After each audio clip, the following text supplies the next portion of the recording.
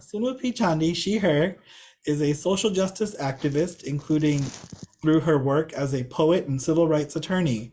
Her collection of poems, My Dear Comrades, was the winner of the 2021 Terry J. Cox Poetry Award, and Regal House will publish her book in March 2023.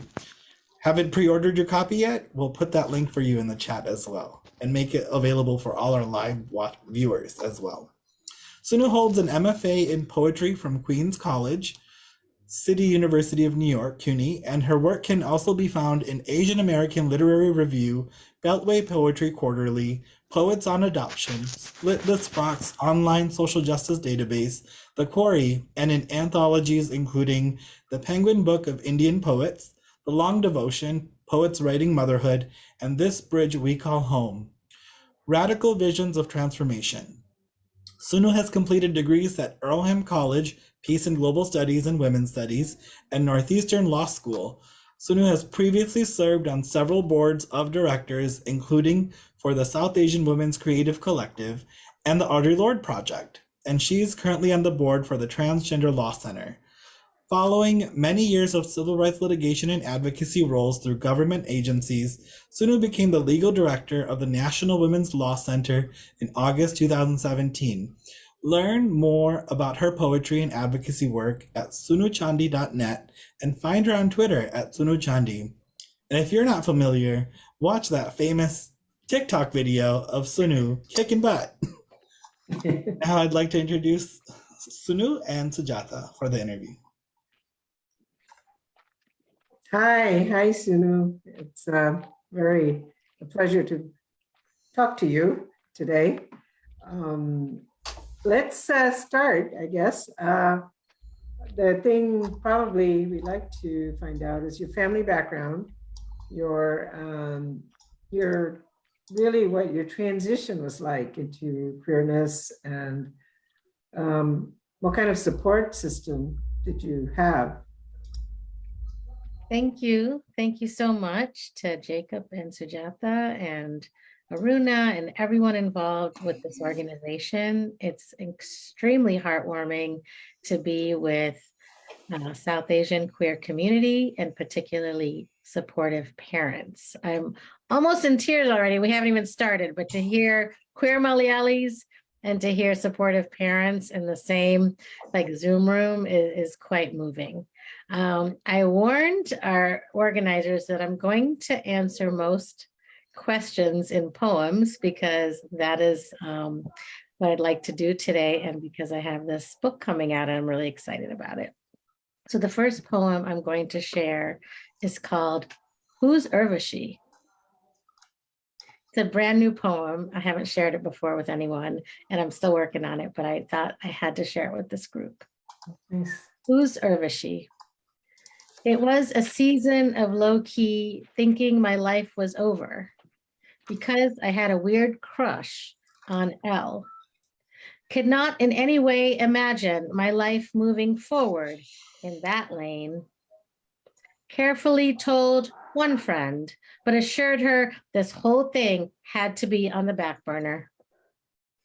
And then that summer after the first year of college, at our Chicagoland AFSC internships in 1991, my new friend, Richard Sandman, casually asked if I wanted to go hear Urvashi Vade speak.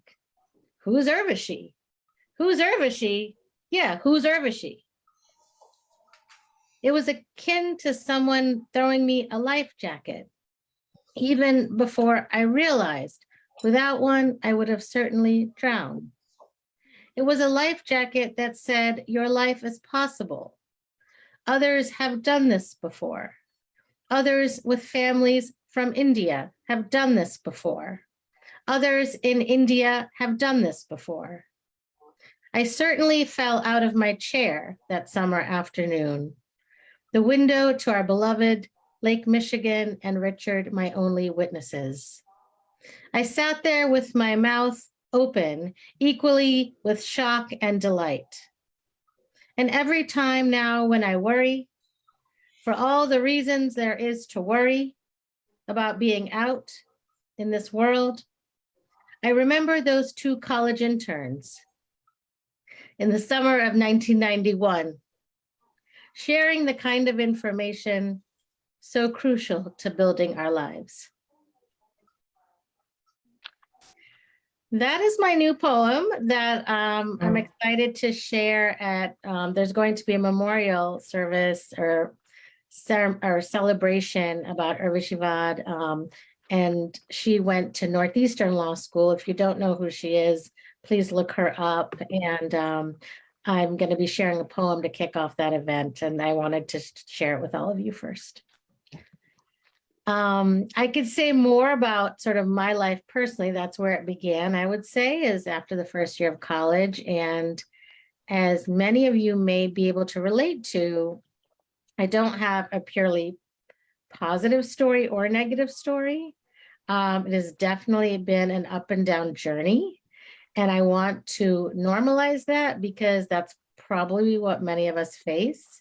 And I can share a second poem, which is precisely about that. Shall I do that or? Yeah, we Okay. are interested to know about your coming out and your relationships. So Perfect. Go ahead. Sure. This poem is called Sleet. Sleet occurs when snowflakes falling through a small layer of warm air in the atmosphere begin to melt. The melting snowflakes then refreeze when they pass into a layer of colder, freezing air. The weatherman said sleet is usually a transition moment in the weather. It just holds the place between snow and rain. But today the sleet has lasted all day long. I walk home in the Friday evening sleet, painful and unrelenting. There was nothing transitional about it. And this is how it has felt with my family. Stuck in a land between acceptance and rejection, a moment that should have been transitional, but instead several years of sleet. Not disowning me, but not quite allowing me in either. One day everyone is warm and laughing, and the next, it's as if 5 separate conversations never took place.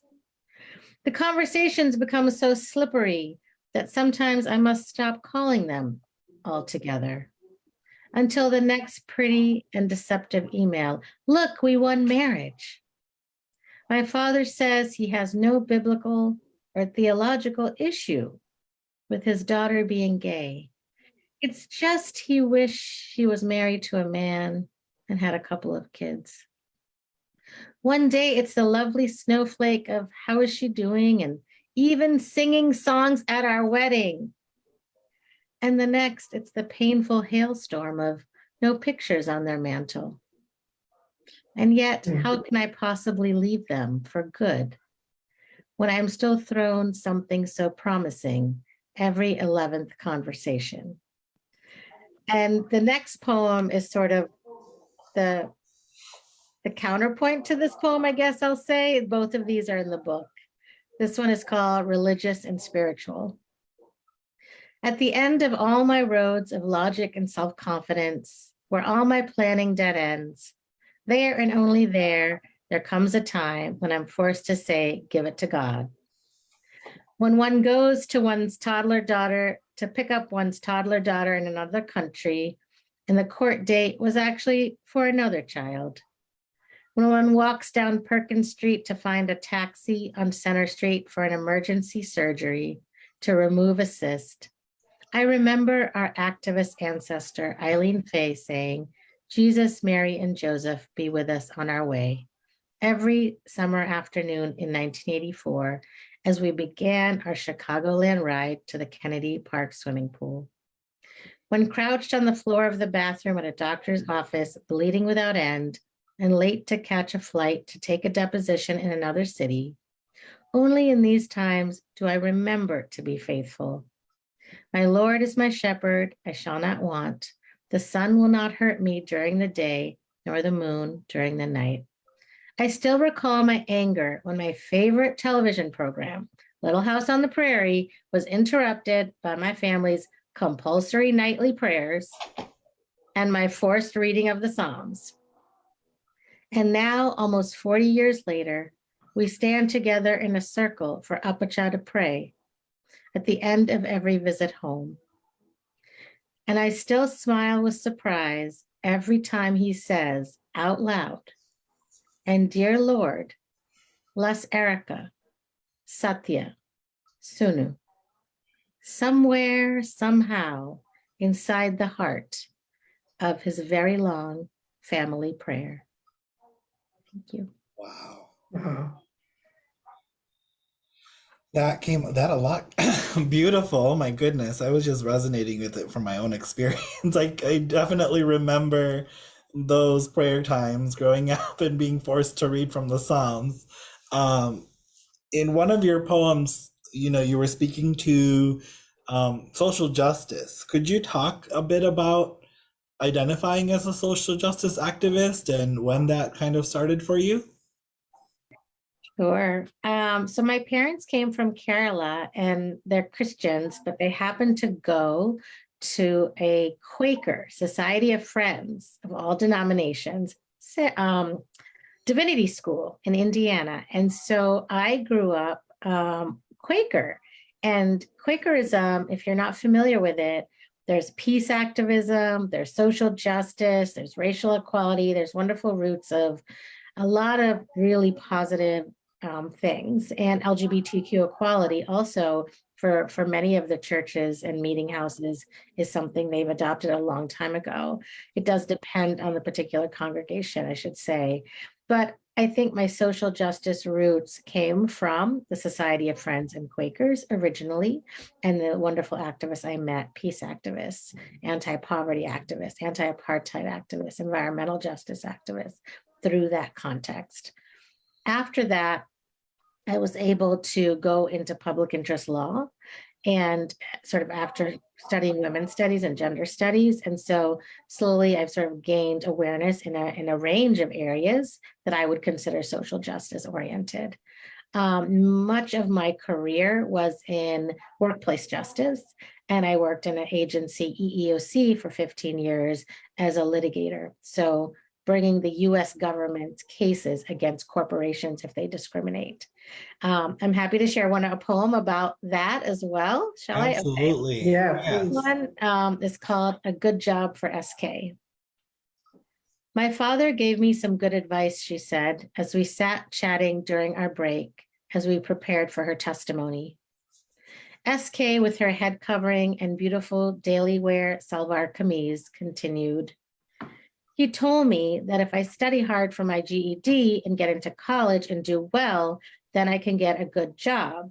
And in a good job, things like this don't happen to girls. Then I can get a job where men don't grab girls and try to kiss them in the basement of the store. Upon hearing this, my eyes fell and my mind was unsure whether or not to break this girl's delusion, whether to tell her that men grab and kiss women in all kinds of good jobs and women in million-dollar jobs speak to me about the presidents grabbing them and worse. I was unsure whether to explain that some men in corporate positions think they're even more powerful than men who supervise 6 stores. How to explain the complexities of human resources, and maybe in corporate jobs, they have pieces of paper explaining sex harassment, but still women report men grabbing them and kissing them no matter how much money they make in their good jobs. I told her simply, in some offices, it's better than other offices, and in some offices, it's better than in these stores, and you should study hard and get your GED and go to college and get a good job. We continued to prepare. She gained confidence in telling her story. How many times the manager said, I love you. How many times he said, you have to go out with me or I will fire you. She told him, you know, we are both Muslims. You know, this is wrong. Please stop it. You know, this is wrong. We went over how many times he touched her shoulders and grabbed her hands and followed her to the basement and tried to kiss her. We continued to prepare as she dreamed of a better job. And I never told her. I am so sorry, darling, to inform you. Your lovely, supportive father is wrong. He is wrong because studying hard will not make the difference. Going to college will not save you. A good job cannot protect you. from these kinds of evil, these evils which are often protected by the dead silence in our communities, but not this time. By the time this is over, these stores will get their own pieces of paper about sexual harassment, and they'll pay a monetary settlement, and Uncle Manager Man will get some training, and we survivors will carry forward a small hope that this will be his last victim, so that in any job, good or not, more of us might be safe. Wow. Fantastic. Wow. Hmm. I like this way of responding to the questions through poetry. There's a lot that comes up for folks. I'm sure folks are taking notes and ready to ask in the Q&A. Yeah, it is quite, I'm trying to absorb it. It's A lot, it's a lot. Sunu, what hurdles have you faced that you would be willing to share here? Sure. So, maybe as other parents, my parents wanted me to be a doctor. And I definitely was not interested in going in that direction. And my dad so wisely convinced me that I could be an activist with a law degree. So I went down that road. And there was still a lot of questions about status that some of you may or may not relate to, and value, and what is an indicator of value. Mm-hmm. And so I really wanted to go to Northeastern Law School because it was public interest focused. But I know my parents were interested in Ivy League options. So as I've said, I applied to Harvard, Yale, Northeastern, and CUNY because I figured they should be happy or I should be happy. And it worked out for me. I got to be happy. But I wanted to share a poem because we are working on affirmative action on the legal side, because this is coming up again in the Supreme Court. Mm-hmm. And so at the National Women's Law Center, we just filed an amicus brief in support of the universities continuing the limited use of race in applications, which is so crucial for diversity, as we know. And so we submitted a brief about that. So this poem is, I have two poems about affirmative action. I pulled one of them to read today. It's called "The Successful Candidate Should Hail from a Well-Regarded Law School." This is from a job posting in March 2013. It starts with a quote from Professor Patricia Williams from a handwritten letter that she sent to me in 1992 in response to my letter saying, "Where should I go to law school? Should I go to law school? What should I do?" And this was part of her answer. There are two schools of thought. You should go where you feel the most comfortable, or you should go to a school that would open the most doors. In the weeks before the LSAT in 1993, I walked across the college lawn, my only witness, the scent of freshly cut grass. The library opened at 8, and for 1 month, every morning in the 2 hours before class, I studied for this test that was the key to my future. Classmates complained to my face, "You know you're going to get into law school because you're a person of color." No relatives in this field. I knew nothing of preparatory classes. No academic counselor informed me of practice exams or asked to review my essay. I used one study book purchased at a bookstore over the summer. Every morning before classes, I sat in the library overlooking the snow-covered trees, trying my hand at these impossible logic puzzles and math games, these building blocks of arguments, improving my time so slowly. Then one morning, the minivan to transport us 2 hours away to the closest test in Bloomington, Indiana, was late. Our tickets read in bold print, "No one will be admitted after 8:30 a.m. At 8:30 a.m., we sat completely still at a red light on the outskirts of Bloomington. Upon arrival, the registration desk was left empty, and on the 3rd floor of the campus building, we ran into a kind proctor who had dipped into the hallway, searching for his missing 5 before beginning the exam. The five of us, breathless, entered the room, filled in our name in little circles, and began. And when I looked up, still breathless, after entering my name, I still remember that proctor smiled. Not long after, by 1996, California voters passed Prop 209, a ban on affirmative action. My score reflected the less than ideal circumstances of my testing. I forgot to complete the easy puzzles first and go back to the difficult. It was the last test of the season. I ended up where I belong, a beloved public interest focused law school, one that my mother cannot find at the top of most school ranking charts, no matter how hard she looks or how many times she asks me. When I visited Harvard Law School and sat on the bench outside the classroom, another prospective student inquired, "When's your essay due to your law school advisor?" But I knew of no such person. The only person who read my essay was my father. As for me, my reliance on grace began to be well practiced. And on some days, I'm still waiting at that 8:30 red light. My chances at well regarded simply dissipating before my eyes. I want to say after reading that poem that my dad has a PhD in divinity and my mom has 3 masters. I am not like a first generation college student. This is very specific about knowledge about the law. And I am writing this poem to make a point about affirmative action and this myth that Asian Americans don't support or need or benefit from affirmative action. And so that is why I always want to highlight that poem and also acknowledge I came from a very sort of academic family and had a lot of support around valuing school and doing my best and all of those things that are so important. I just did not have the specifics about law. And then my college was very social justice oriented and was not career oriented. At this point, they have a pre-law group. They just didn't have that back then. So, I love Northeastern Law School so much that in the little bio on the back of my book, which is only like, a few lines, I'm so proud. And I have Northeastern Law mentioned on there. So just so everyone's clear, I adore my law school. This is a poem about access and providing the context of who has access and how they get it.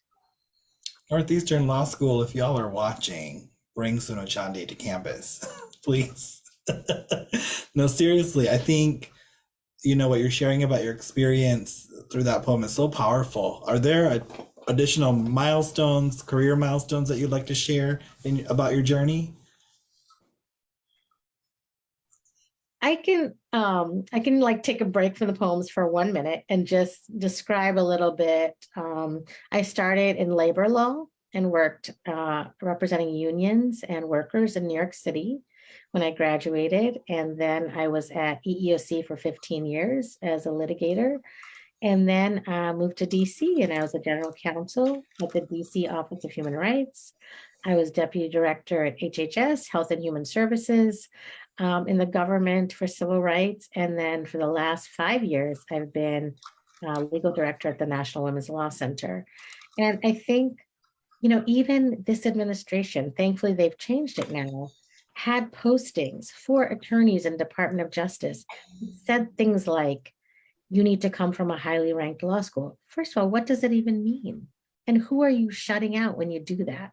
Fortunately, I may have sent some emails, but the later postings I've seen said things like, you need to come from an accredited law school, which makes sense. You need to be able to have a bar license and represent, entities in court. That makes sense. But to have these artificial barriers based on these things that are about access is really, you're going to lose out on some really great candidates, is all I'll say on that.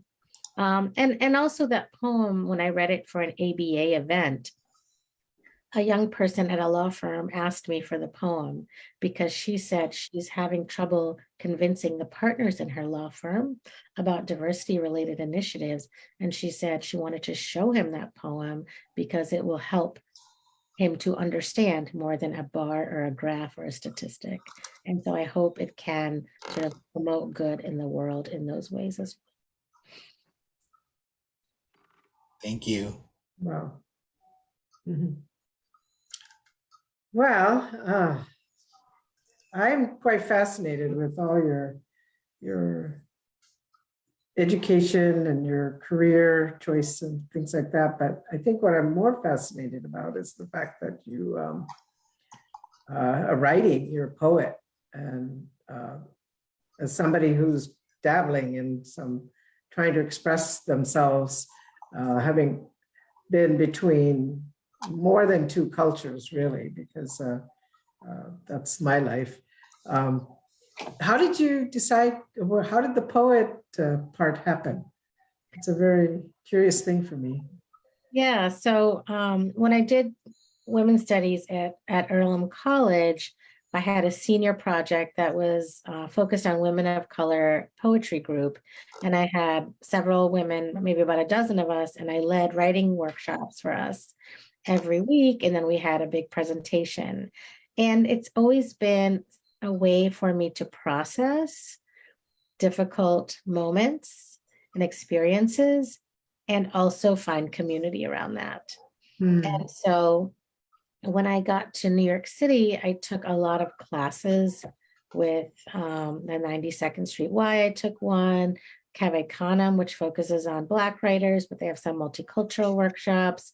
Kundiman likewise has workshops, Asian American Writers Workshop. Sister BC writes, has women of color writing groups. So throughout my years in New York City, about 15 years, I took a lot of writing workshops. And then at some point I gained a little more confidence and I would apply for writing workshops where you have to submit a manuscript and be selected to be part of those workshops. Oh, And one of those was at the 92nd Street Y, and I'll never forget, we were standing outside and someone said, "Oh, I finally got into a class. I've been trying for so long." And I was like, I just got in this time. So that gave me a little bit of confidence. And then sure. I heard about MFA programs, which I also did not know about that, Masters of Fine Arts in Creative Writing and Poetry. And then I ended up just going for it and getting an MFA part-time while I was still working. And I took a couple classes at a time, and I thought about Rutgers and New School and NYU and all these schools in New York City. And again, they were so expensive. I really wanted to go to New School because it was like down the block versus, boroughs over in Queens where I had to take like a bus and a train. But I ended up finding the best program for me because it was far more diverse. It had a lot of older students. I loved the professors, and it was less expensive than some of these other programs. And so it was a perfect fit. And that's why I ended up getting my MFA at Queens College, CUNY. Even though it was a little far for me, I lived in Brooklyn and I worked in Lower Manhattan. So it has continued to be a way to process, a way to address sort of the most pressing issues in my life personally or politically or in my career. And it has been a really wonderful tool to create community. I do have two more poems that are probably ones I have not shared in public before because I find them difficult to read because of the themes. But I think that there's this teacher on Peloton, Alex, who says, "I didn't come this far to come this far." And that's like one of my themes right now is like, if you're gonna like potentially lose your family support and like deal with violence in the world, because that's how important it is for you to be yourself, I want to push myself to read these next two poems. Okay. All right. Yeah. This one is called Taxi Driver Brother Man. Winter Fling and I trying to get home Sunday night from the Dyke Bar. The taxi cabs are not stopping for Black girls who look like Black boys, or for Indian girl in baggy pants hanging out with Black boys, not looking like attorney in suit with white friends and briefcase. Winter Fling and I finally get a cab and have the nerve to start kissing. After all, that's why she got on a plane and came to this city. No cousins that she needs to visit, really.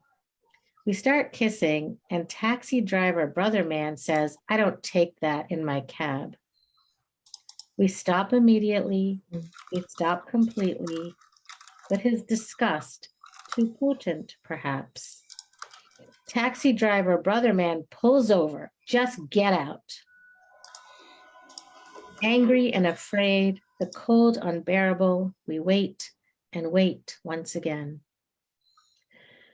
Next day, I see a brochure about how city cabs can't discriminate on the basis of sexual orientation or race. Would taxi driver brother man have kicked out a straight white kissing couple? I don't think so. I don't think so. Do I call the enemy, the TLC, the Taxi and Limousine Commission on taxi driver brother man?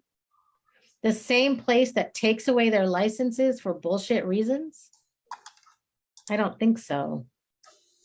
And would I feel the same way if my dad was the taxi driver and the two girls kissing were some Lower East Side white girls? I don't think so.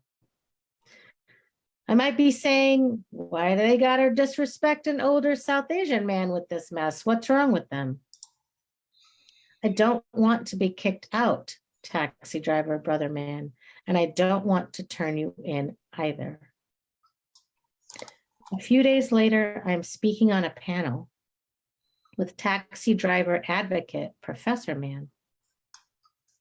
I know I am down for their cause completely. But what I really want to know is, when is taxi driver brother man gonna be down for me? Wow. Okay. And the next one is Radical Love Building Sustainable Open Relationships Workshop. 6.5 years later, she finally consented to attend the workshop. Day after Christmas, rainy winter night, deceptively cold, stinging rain hits our faces. They said it was over 40 degrees. None of us brought hats or gloves. We enter Blue Stockings and see 3 dogs roaming around the room. One light brown dog with a quick step and wagging tail, a full-bodied, slow-moving blonde-haired dog, and one short-haired, dark brown beauty. The 3 dogs are following her around, sniffing her little bag of cookies from Dean and DeLuca. I asked her to eat beforehand, or at least bring a snack. I wanted her to be in the best possible frame of mind. Perhaps she would think open relationship and think chocolate chip cookies.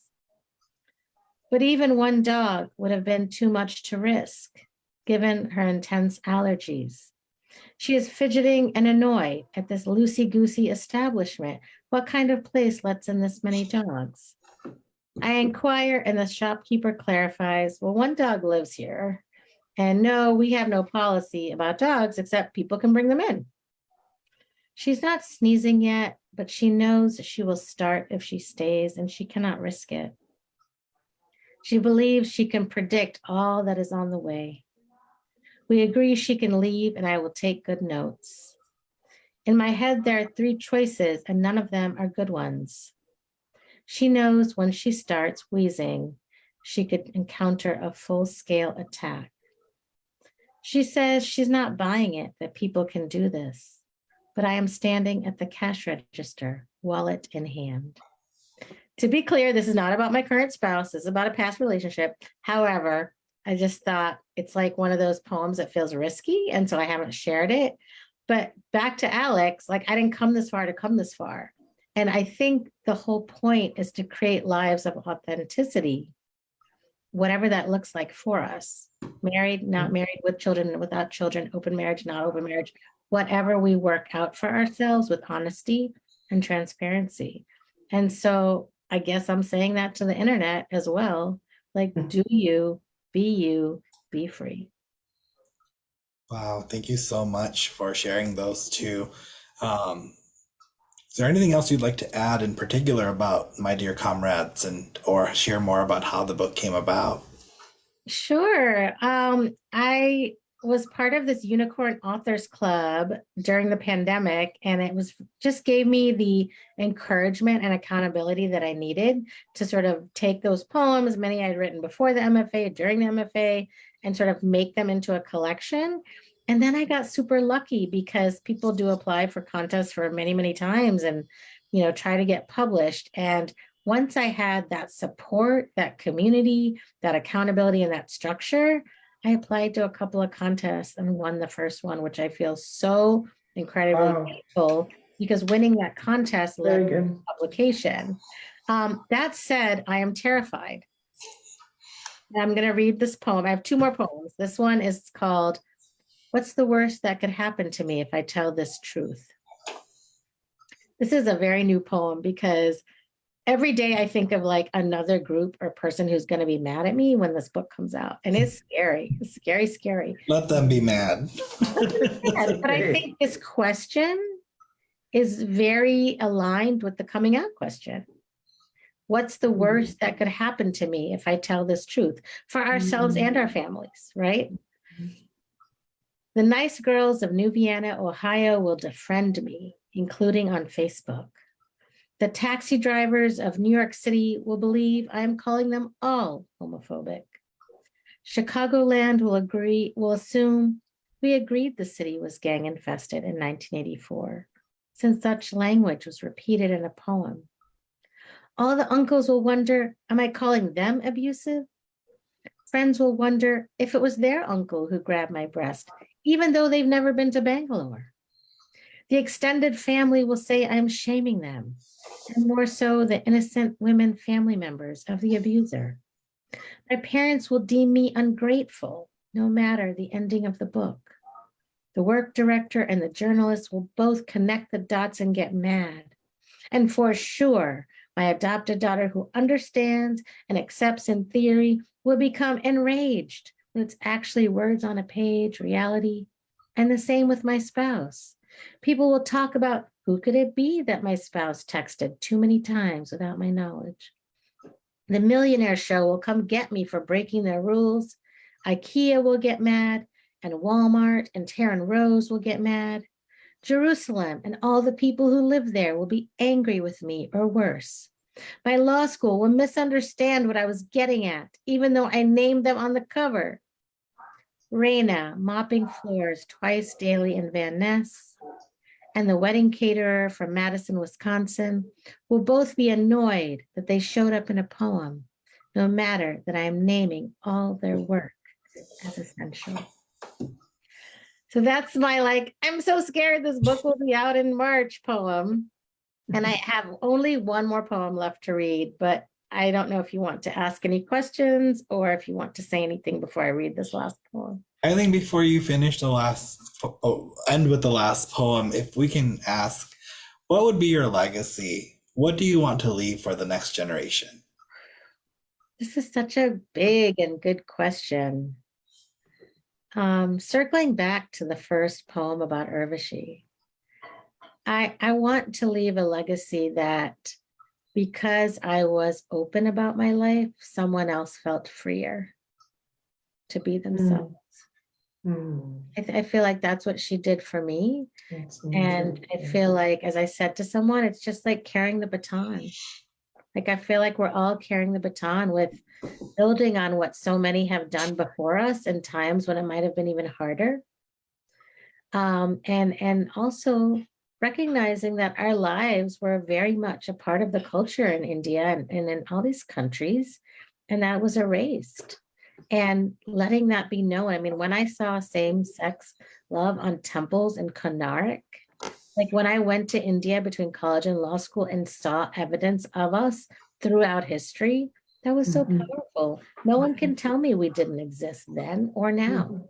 And so I just think of my life as a part of that long legacy that people that come after me will carry on. People immediately before me, for sure, were critical, as throughout history. There were people living their lives, which gives each other freedom to do that.